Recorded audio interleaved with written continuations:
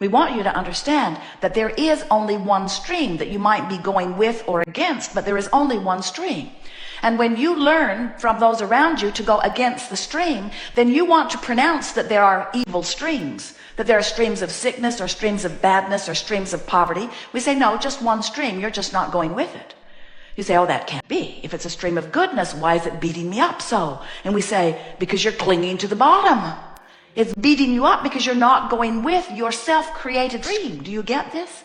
If you will just make a decision that however you can make it happen, you're going to turn and go with the flow. Sometimes we think, especially those of you who've been listening to us for a while, as we crow about the good feeling emotions being on this end of the emotional scale, love and joy and all of that wonderful energy, and on the other end of the scale are things that feel like depression and fear and anger.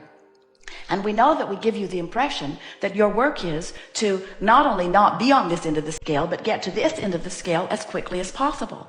And of course, we'd rather that you felt this way than this way.